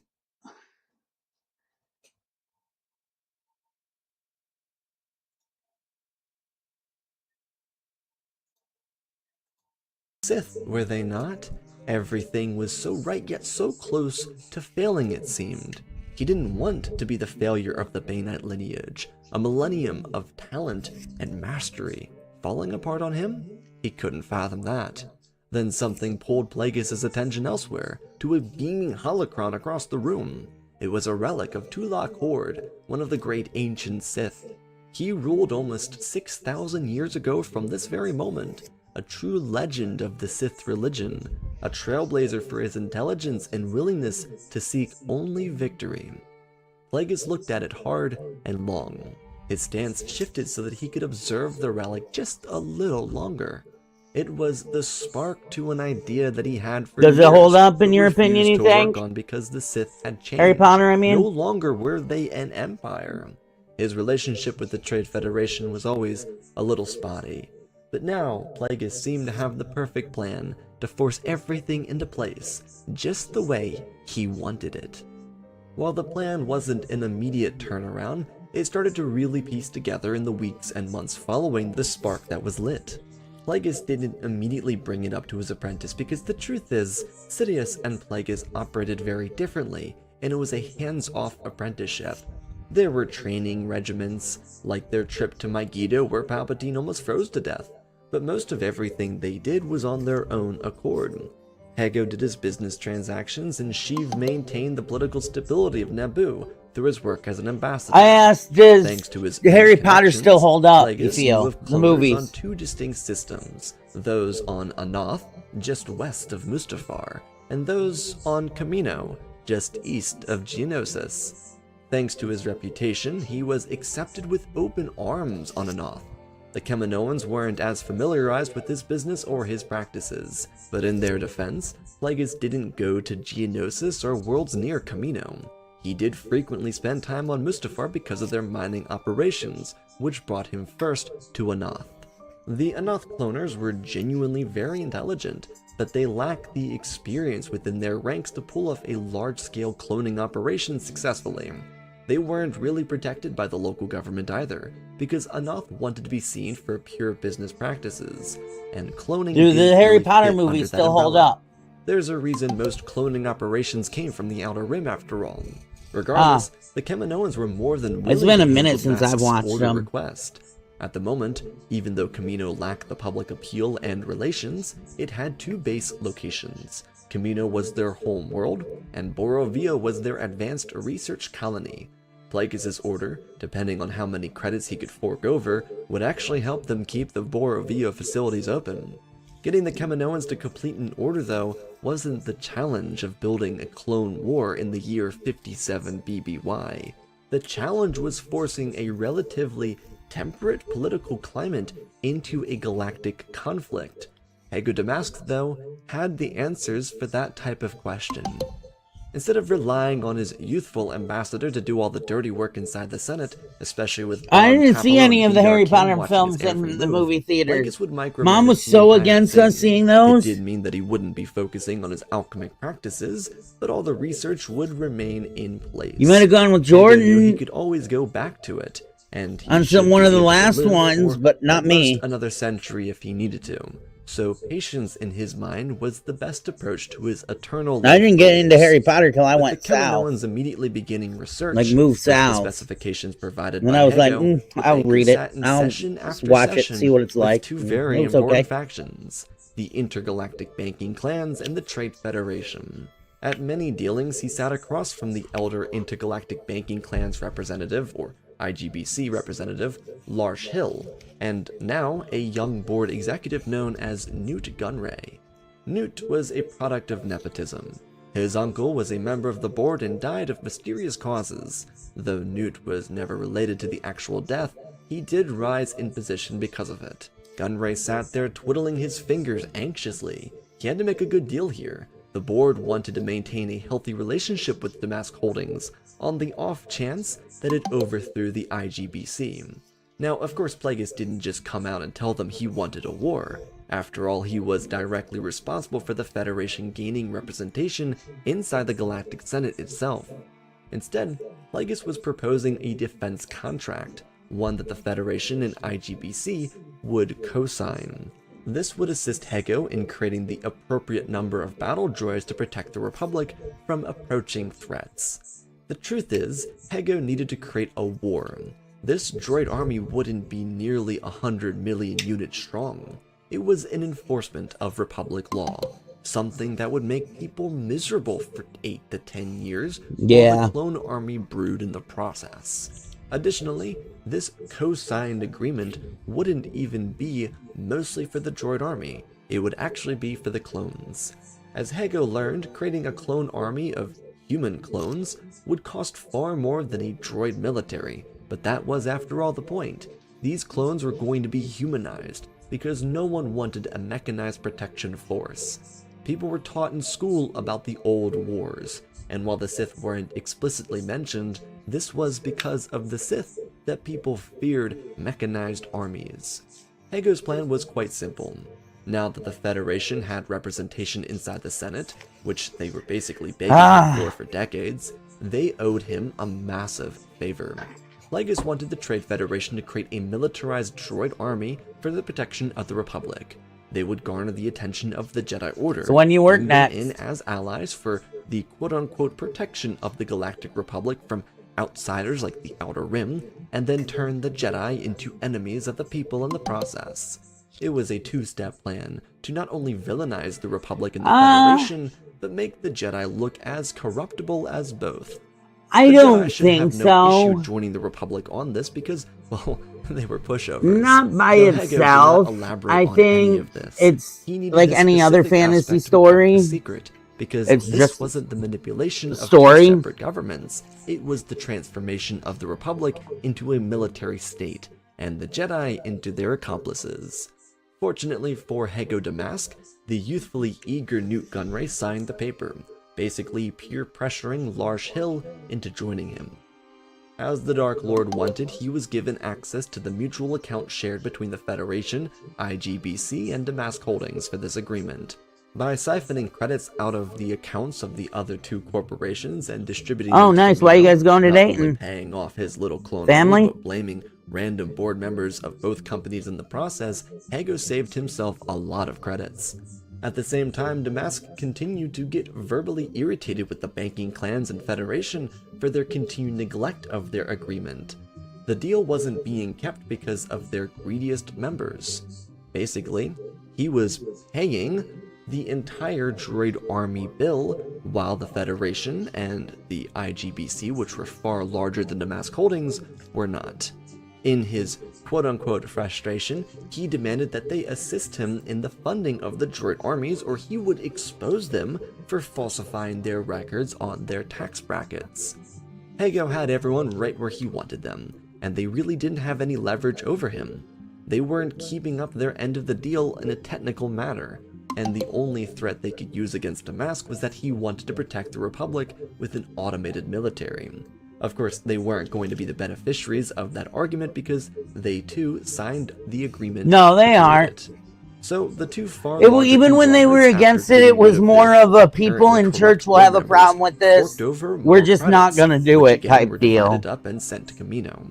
Of course, this time it was a far smaller amount sent to Camino, specifically for the use of producing warships, armor, and weapons, which were extremely affordable for Camino due to their trade partners. However, it should be said that Ambassador Palpatine was only made aware of the Trade Federation's production of more battle droids. Darth Plagueis came to the conclusion that the less Palpatine knew, the better off they were. It wouldn't be easy manipulating this conflict into working on his own, but it really didn't need to be anything deeper than that. As Darth Plagueis requested, the Ambassador of Naboo petitioned for the Trade Federation battle droids to protect the capital. It came under a new initiative supported by the Supreme Chancellor called the Republic Protection Protocol. It was a piece of legislation basically bought by the Trade Federation. Bribery was illegal, but the Chancellor really wanted a residence on Coruscant's moon of Hesperidium, and well, what's the point of having a mansion if it isn't protected? A small Federation frigate fleet would be stationed outside the moon, and then there'd be B-1s planted around the Executive Plaza. While outsiders, or as most people called them, neighbors, hated this, the senators and representatives loved it. They were a special breed now, protected not just by Senate commandos but a privatized army. Not that citizens ever showed hostility towards the Galactic Republic, but it was just the extra protection that they liked. The initial rollout of battle droids was quite popular. I'm moving. This one's boring me. Lions, bears, and whatever this monstrosity is.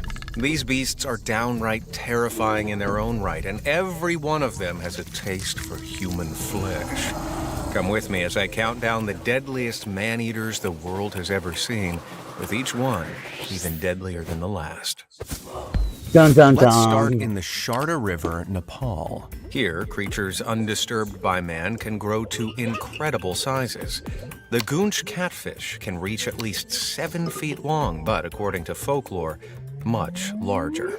In April 1988, a report surfaced of a Goonch so big it devoured a 17-year-old Indian villager who was cooling himself in the water. Just 3 months later, a father and his young son were playing in the water when the monster struck again. The father watched in horror as the enormous fish dragged his son under, never to be seen again. Holy mackerel. What is this thing?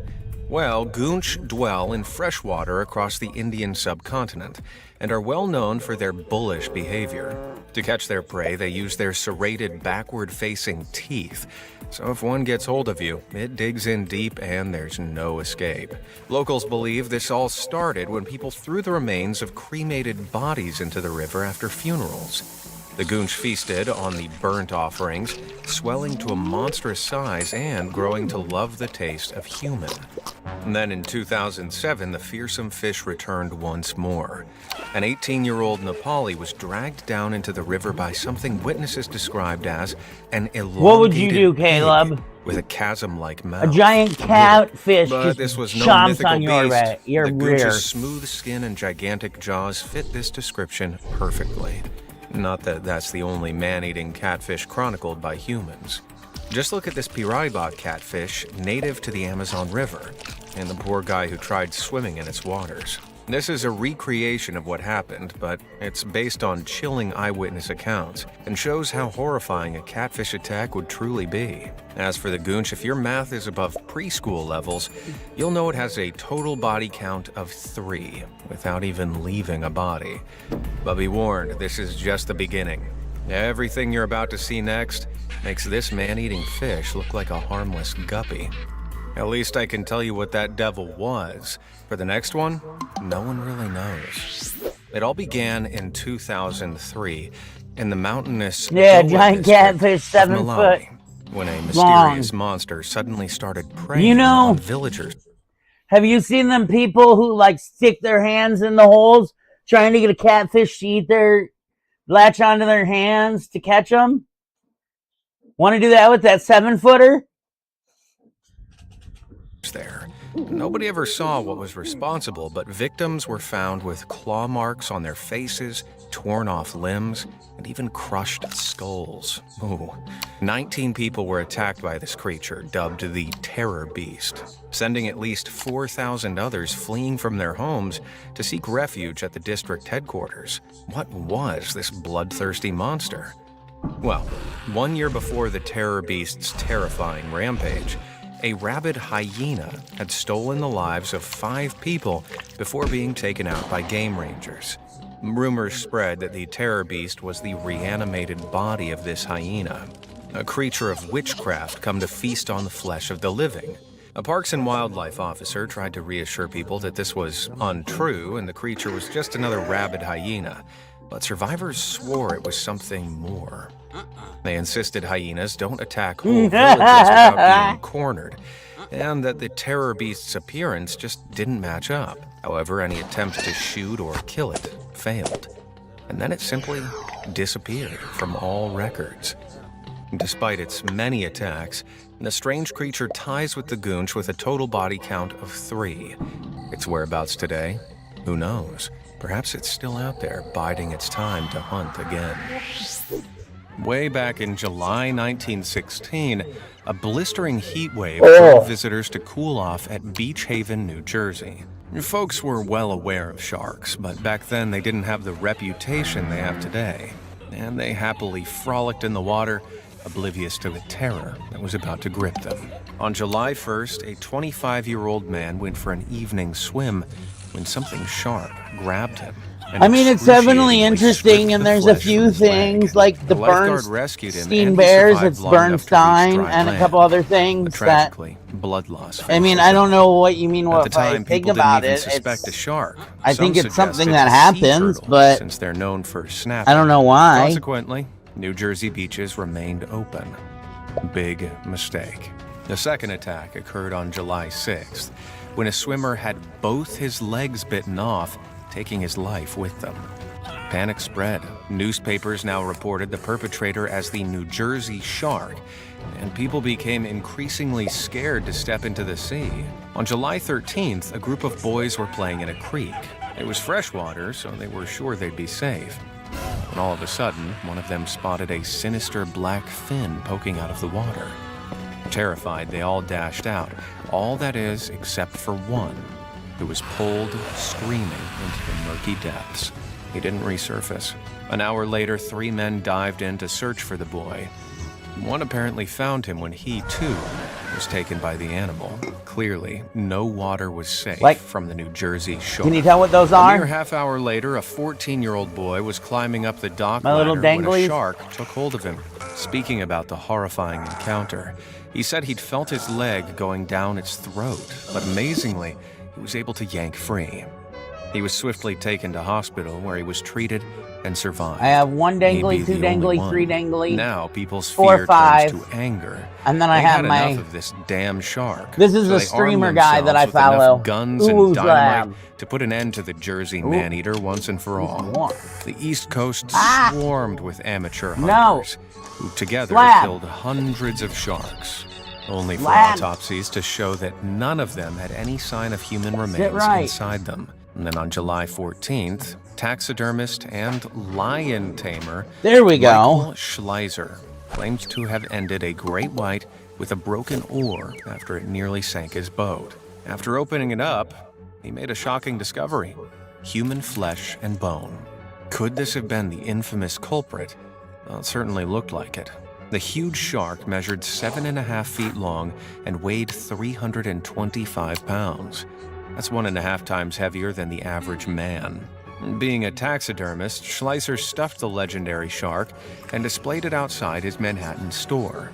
And following this, the attacks stopped once and for all. So the New Jersey Shark Yeah, I popped got its claws Mario, with a total Luigi, a body star. count of 4. A couple fish in These the events back of sound that one. slightly familiar. That's because this story Got 'em from supposedly Kinder Eggs. inspired Peter Benchley to write Jaws, cementing sharks in pop culture as mean, vicious man-eaters. An even more chilling story comes from the snow-capped village of Sankabetsu in Hokkaido, Japan, in October 1915. In this remote area, surrounded by forests and mountains, the cold was brutal, and villagers needed all the provisions they could gather to get through the winter. But over the past few weeks, the Ikeda family's corn staples had been raided by an Usuri brown bear. One of the largest and most formidable species of brown bear, this one stood at nearly 9 feet tall and weighed a monstrous 749 pounds. So, when it came again on November 30th, miffed villagers raised a hunting party and chased it into the wilderness. They managed to shoot the bear, but it got away.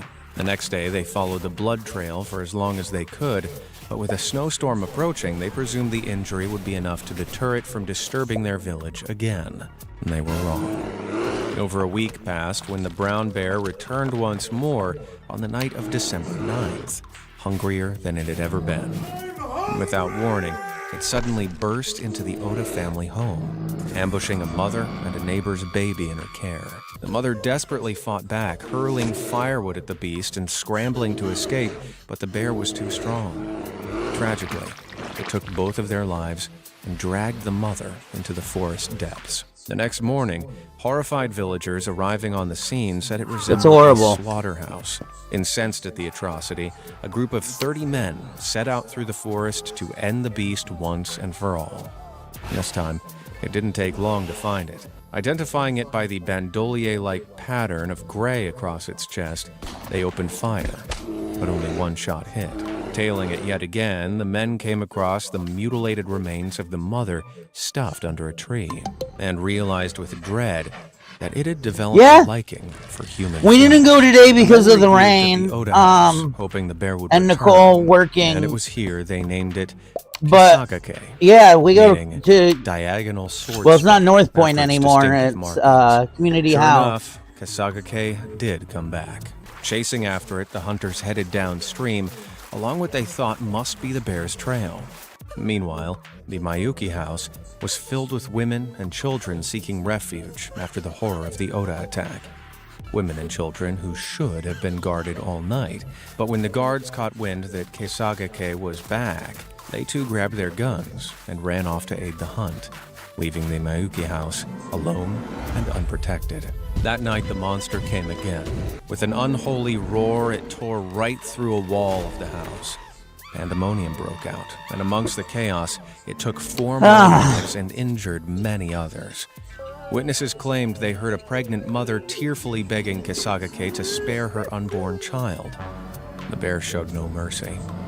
By the time the guards arrived at the scene, Kisagake had returned to the forest. By now, people were absolutely terrified.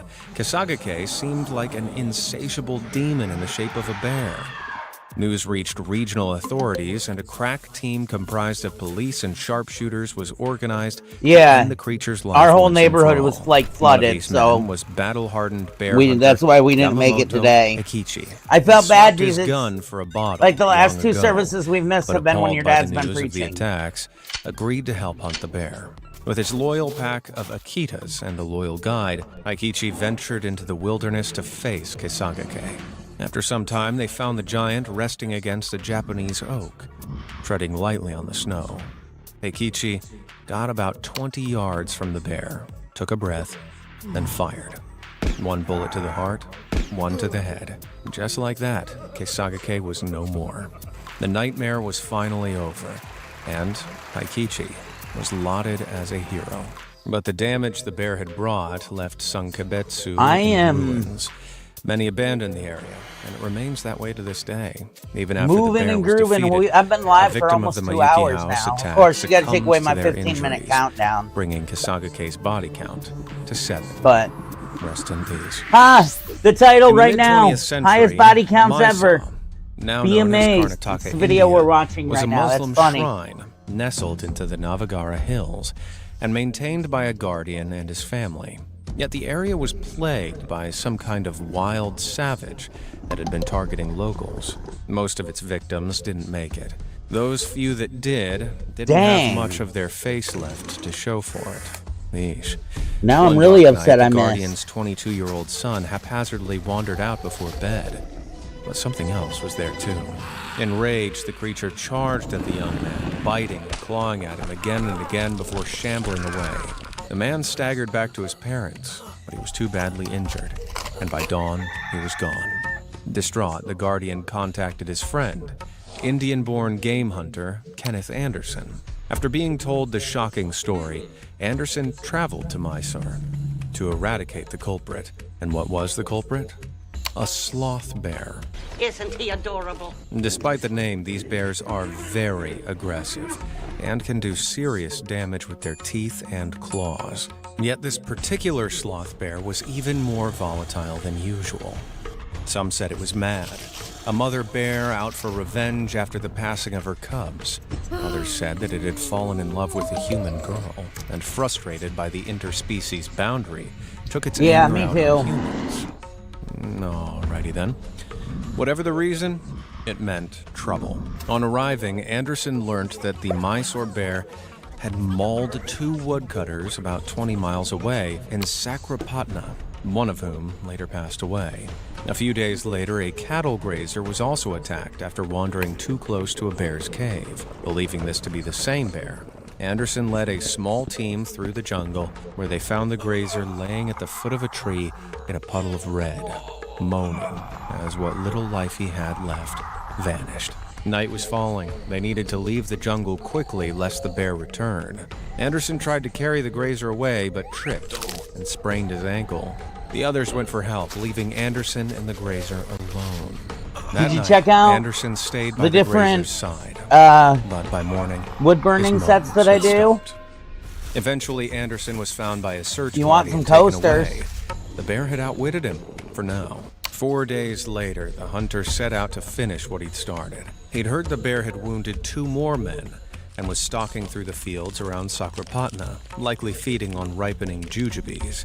So Anderson headed out there to spend the night beneath a tree, fully exposed, waiting.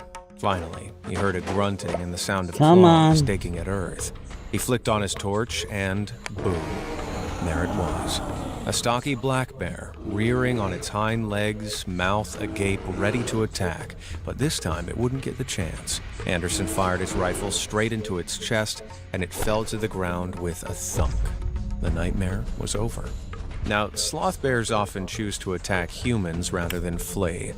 And just like in this story, when they attack, they aim for faces. Just ask this mushroom picker from southern India who was attacked Check the description, our Etsy store link. However, some things about Anderson's story don't quite add up. Hold on, See, Anderson assumed that the attacks in Nagavara and Sakrapatna and were this one committed by the will same save bear. you 10%. But sloth bears have the smallest home ranges of any bear species, so 20 miles is a huge distance for them. Plus, their home ranges overlap a lot. So it's quite possible that these attacks were carried out by more than one. Whether it was the Mysore bear or Mysore bears, though, the attacks reportedly injured about 24 there you go. people. They're all on there. Of 12. If only the next monster was so gentle. It was like something from a dark fairy tale. In 1999, in a village outside Lucknow, India, a 1-year-old boy slept soundly next to his mother until, quiet as a grave, he was abducted from his bed. The next day, his half-eaten body was found in the woods nearby. For 8 months, attacks struck nearly every week across impoverished villages in Uttar Pradesh, a region surrounded by farms and swampy groves. For centuries, Indian wolves had avoided people, but, likely because of human encroachment onto their territory, they began to prey on humans. Something that wasn't too difficult due to the heat and limited space at home. Mothers often slept outside with their young children. For a wolf weighing 100 pounds of muscle, a little kid was an easy target. And many homes didn't even have locks, allowing the animals to creep right in, even if the occupants weren't outside. As hysteria spread, people put the blame on the supernatural.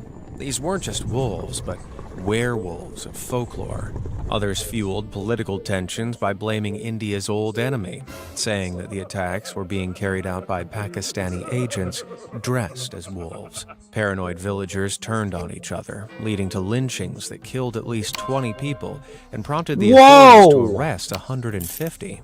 Desperate to stop the madness, groups of hunters were organized to patrol hundreds of miles of riverbanks. A bounty of 10,000 rupees, more than any families made in a year, was offered for every wolf body. That's over $580 today. In the end, 11 wolves were shot, stopping the onslaught, but not before at least 76 children from more than 50 villages were attacked. Thankfully, not all were killed, but the wolves of Uttar Pradesh still managed a terrible body count of 38. That's Elsewhere in nuts. India, in the sleepy village of Gumalpuram, My the door favorite of is the every Mythical hut was Monsters fastened pack, tight, honestly. some with boxes But that's or stones because if you barricading the look, entrances. It was the early 1950s. like if you, let me pull up our store here. If you look at, like for instance, if you look at almost every one of the mythical monsters, there's a lot of curves and rounded edges, which that's the hardest thing to do with wood burning things like this. And so I think I'm most proud of those ones because they were so hard. Same with the deep sea dwellers. The only one that I really, I mean, honestly, I like them all. The polar patch is probably my least favorite, though. But yeah, my mythical monsters ones, those ones are probably, those are the deep sea dwellers, have a lot of round edges too. So like they end up, they were kind of hard. So I'm kind of happy at those ones.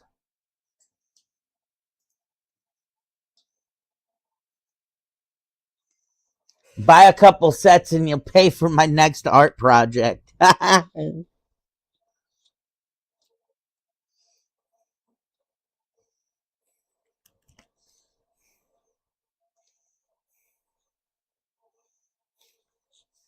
Oh. And when night came, not a soul would venture out till the sun rose again. Not that it would matter. Ripping through a thatched wall, the spotted devil of Gumalpur entered a home and dragged away another screaming victim. This was no real devil, though it may as well have been. It was actually a leopard. While smaller than other big cats, an Indian leopard usually grows to just about 4.5 feet long. I made my Etsy store, and I'm actually running this like... creature was fiercely formidable. Whoa. Sometimes it even... I'm actually running like a week-long sale, but I haven't sold anything on Etsy yet. I haven't really gotten a lot of eyes on it. If you go to my page, I shared a reel. And I'm trying to get enough followers on Facebook, which I need 100 for the group for Sterling Does Art to be able to go live on Facebook, which I'd like to be able to do. But no, I haven't sold anything yet. So yeah, buy that painting and a good set of coasters and you'll pay for me to start candle making. See, that's why I'm going for my next couple projects are going to be candle and soap making, because I feel like those will be easier to sell than what I'm selling now.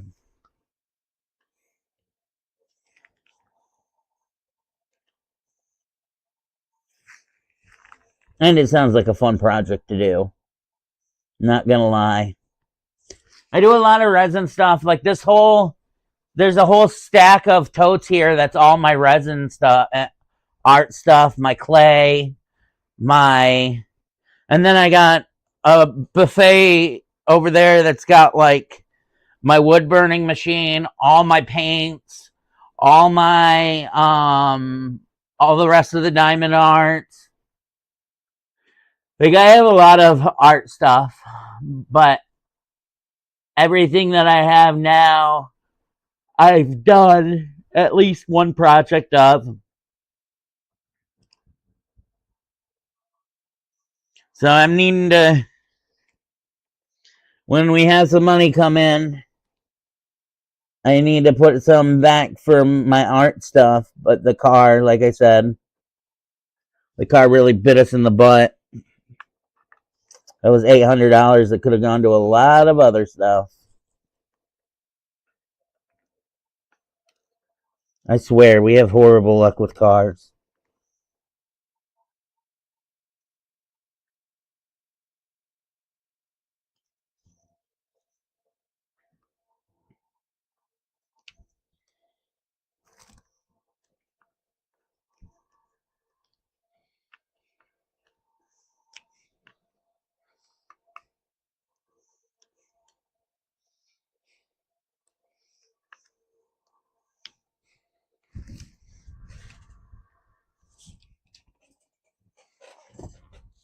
But yeah, so far I hope so. I just need eyes on it. I was going to buy, once I have another art project, like the next 3 things I'm going to do is I'm going to buy the candle stuff. Like we even have tool goals down. If you look at the bottom, tool project goal. It's funny I mentioned it. Candle making supplies for 200. We have 5 subscribers on Twitch, 8 on YouTube. Like 4 that follow us on Facebook. But yeah, I'm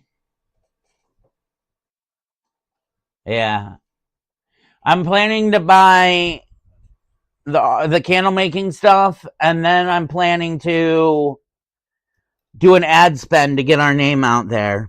But that's going to be like $50, which is a lot when I'm trying to make content. Like I need stuff to do on stream, obviously. Or burst through roofs to reach its victims. Enough was enough. The district magistrate contacted none other than Kenneth Anderson. Yeah, the same Kenneth Anderson to put down the rampaging sloth bear. Speaking to locals, Anderson found them in a constant state of fear. Even during the day, people moved in groups, and some dared not even speak of the devil lest they invoke its wrath. Over the next few nights, Anderson studied the animal's tracks and behavior. One night, he even left a dummy in human clothing in the doorway to one hut to lure it in. The hunter sat in wait behind a few boxes, poised with his gun. But the leopard never came. Not that all was lost.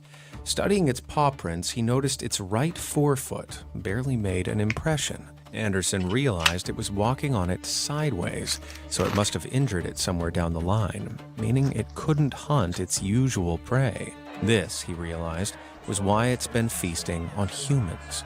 The hunter decided to move on to Devarabeta, another village where the leopard had claimed 5 victims. He kept vigil that night, waiting in a hut with thorny bushes on the roof for protection. Suddenly, he heard movement, but it was just a little stray dog. Pitying the skinny thing, Anderson fed it a sandwich, and the grateful dog stayed by his side. This, it turns out, would be a lifesaver. After several hours of waiting, the dog began to growl. Anderson leapt to attention. Hey, you want to fill our tool project? Then the mutt darted out into the street, Scroll barking fiercely ticker at the bar? corner of Anderson's hut. Fill her Immediately, up. The hunter readied his gun as a spotted devil lunged Where from the is dark, 5? claws outstretched and fangs bared. Anderson fired straight into its eyes, then put 2 more rounds into its body. It didn't stand a chance. Examining its paw, he noticed porcupine quills lodged between its toes, which would have made walking agonizing, and no doubt affected its mood. With its killing spree over, the spotted devil's body count ended at 42. Had the stray dog not alerted Anderson to its hiding spot, he almost certainly would have joined that count. Anderson named the dog Nipper and became his lifelong companion. Aww. The Ugandan village of Luganga lies next to Lake Victoria.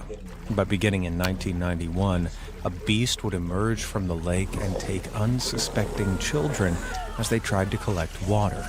Always hungry, always taking a life. This was a Nile crocodile, one of the biggest, meanest croc species in the world, with some reaching over 14 feet long. Because he was such a terror, locals named him Osama. You can figure that one out for yourself. Even in boats, people weren't safe. Fishermen told stories of Osama swimming beneath their vessels, trying to capsize them. In some instances, he even leapt into boats, snatching a shrieking victim and pulling them into the water.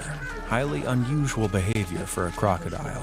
One fisherman recounted that on 9 separate occasions, Osama had taken the lives of his fellow crew members, including his own brother, yet he always emerged unscathed. Villagers turned their backs on the fisherman, suspecting that he'd struck a deal with the beast, which they believed was possessed by Satan himself. But in 2005, Osama was finally defeated. Officials from the Uganda Wildlife Authority hung a pair of cow lungs in a tree near the reptile's favorite hiding spot as bait, and the croc took it. Inside the lungs was a copper snare. When the croc bit the lungs, the snare caught its teeth in a tight web. Osama ended up hanging it from the tree by his jaws, and the more he struggled, the more he became tangled. Over 50 men grabbed the ropes attached to the snare and heaved the furious crocodile in. Osama weighed nearly a ton and measured about 16 feet long, so it wasn't easy.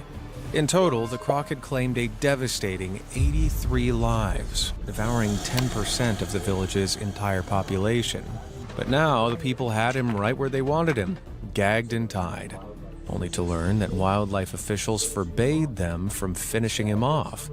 Instead, Osama became property of a crocodile skin handbag company, Uganda Crocs Limited, and was sent to a farm where he was used to breed future handbags to be. Arguably, that's a worse fate than death. In 1898, construction began on the bridge across the Tsavo River for the Uganda Railway. African and Indian laborers toiled under the hot sun, their work overseen by Lieutenant Colonel John Henry Patterson. Little did they know that, to something watching from afar, They looked like an all-you-can-eat buffet. Patterson had only been stationed in the area for a few days when 2 of his men were reported missing. At first, he put their disappearance down to foul play, the work of some jealous thieves who wanted their pay themselves. It was only when he was roused one morning with the news that a huge lion seized an Indian officer by the neck and dragged him out of his tent that he realized it was far beyond that. Coincidentally, Patterson had some experience hunting tigers, and after tracking the animal's prints, he realized that not 1, but 2 lions had preyed on the officer, leaving his scattered bones licked clean. The man-eaters were, in fact, brothers, though for some reason they lacked manes. Sickened by the grisly discovery, Patterson vowed to rid the land of the beasts. In the months past, more men were taken by the Tsavo man-eaters as they grew increasingly brazen. One of the lions forced its way through a thick thorn fence surrounding a group of sleeping workers, taking one of them and dodging every bullet fired at it. At night, the anxiety-riddled men heard the brothers crunching bones and their deep, satisfied purrs, like something out of a feline horror movie. I think I might be almost done for the day. Tsavo, refusing to be food for those devil lions, but not Patterson. Getting Using real a dead tired. donkey tied to a tree stump as bait, the lieutenant set up a tree perch and waited. Hours passed, and nothing. Then, finally, a lion came, but it wasn't interested in the donkey. It wanted him. Snarling menacingly, it circled around the perch, creeping steadily closer.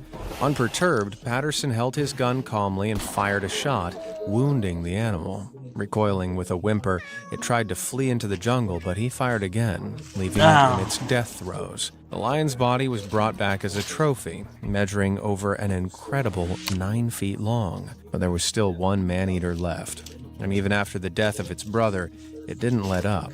If anything, it seemed thirsty for revenge, massacring workers and livestock alike. Patterson once more climbed into his tree and waited for nightfall. This time the lion didn't take long to appear, and he swiftly shot at it. It lay motionless.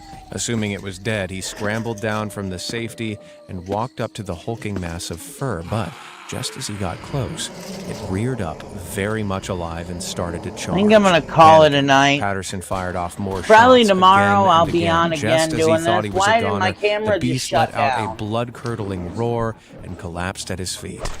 This time, for good. On hearing the news, the camp erupted in celebration, and the lion, measuring over 9 feet, was triumphantly carried back. But what started this madness anyhow? Recent studies reveal that the lions had suffered painful dental injuries, making it difficult for them to hunt and eat large prey. In comparison, humans were soft, easy targets.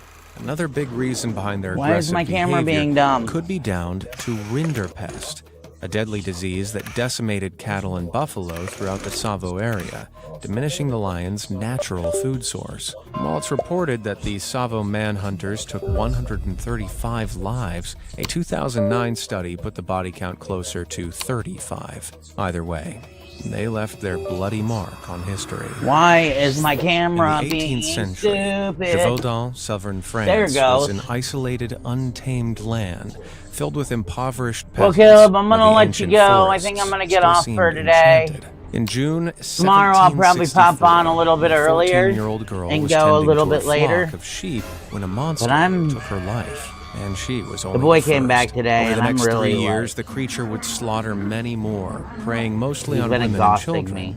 Reputedly, it tore away their clothes, drinking their blood and licking out their brains. Reports of the beast's appearance varied and conflicted. It was said to be bigger than a donkey with red or black fur, and some said it walked on its hind feet, had a hide that repelled bullets, and eyes like fire. The superstitious peasants were convinced it was a werewolf or some other unnatural creature, the offspring of black magic. One bishop added to the hysteria by proclaiming that the beast was a punishment sent by God. Shock spread throughout the land to the court of King Louis XV.